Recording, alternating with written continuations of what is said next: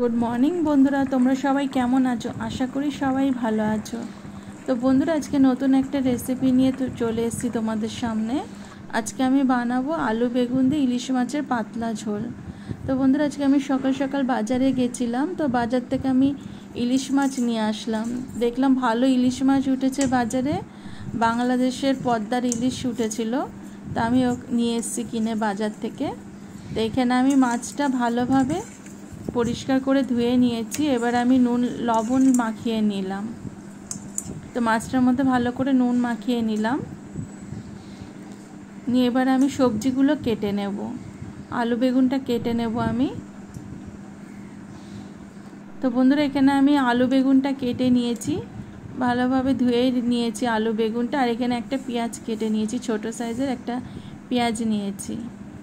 তো এখানে বন্ধুরা কড়াই বসিয়ে দিয়েছি গ্যাসে। তো কড়াইটা গরম হয়ে গেছে, তেল দিয়ে দিলাম, আমি সর্ষের তেল দিয়ে দিলাম। মাছের কারিটা আমি সর্ষের তেল দিয়ে রান্না করব। তো বন্ধুরা, তেলটা গরম হয়ে গেছে, ওর মধ্যে আমি পেঁয়াজগুলো দিয়ে দিলাম। পেঁয়াজটা আমি হালকা ভাজা ভাজা করে নেব।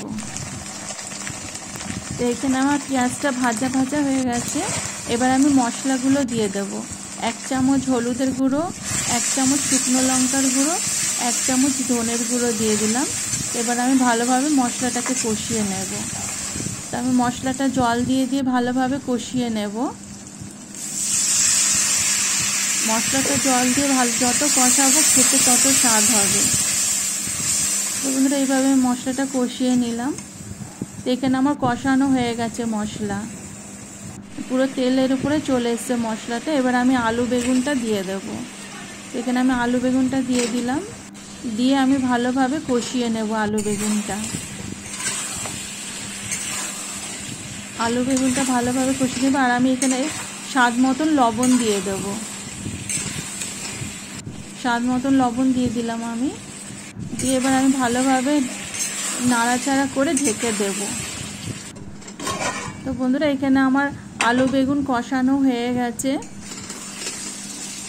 এখানে আমি এবার গরম করে রেখেছিলাম জল আলাদা করে, ওই গরম জলটা আমি আলু বেগুনের মধ্যে দিয়ে দেব। যে যেরকম ঝোল খাবে সেই হিসাবে জলটা দেবে।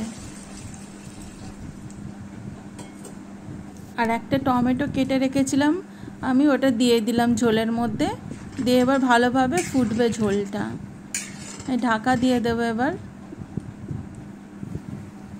তো বন্ধুরা, তোমরা একবার আলু বেগুন দিয়ে ইলিশ মাছের ঝোল এইভাবে বাড়িতে বানিয়ে খেয়ে দেখবে, তোমাদের সবার খুব ভালো লাগবে। আর অতি সহজেই তৈরি হয়ে যায় ইলিশ মাছের ঝোল আলু বেগুন দিয়ে।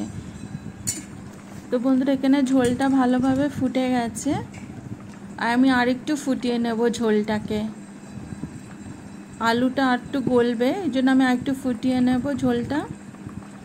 তারপরে আমি মাছগুলো দিয়ে দেবো ঝোলের মধ্যে। তো বন্ধুরা, দেখুন আলুটা এবার গলে গেছে, খুব সুন্দর আলু বেগুনটা গলে গেছে। এবার আমি মাছগুলোকে দিয়ে দেবো ঝোলের মধ্যে। তো বন্ধুরা, ভেজে তরকারির মধ্যে ইলিশ মাছ তো অনেকেই খেয়েছেন। এইভাবে একবার কাঁচা ইলিশ মাছ ঝোলের মধ্যে খেয়ে দেখবেন, আপনাদের সবার খুব ভালো লাগবে। এই কাঁচা ইলিশ মাছ ঝোলের মধ্যে দিয়ে রান্না করলে অনেক স্বাদ লাগে খেতে তরকারিটা। তো বন্ধুরা, মাছটা অনেক স্বাদ ছিল খেতে। এটা অরিজিনাল পদ্মা নদীর ইলিশ, অনেক ভালো ছিল মাছটা খেতে। তো বন্ধুরা, এই তরকারি গরম গরম ভাতের সাথে খেতে খুব ভালো লাগবে। তো এবার আমি ঢাকা দিয়ে দেব তরকারিটা।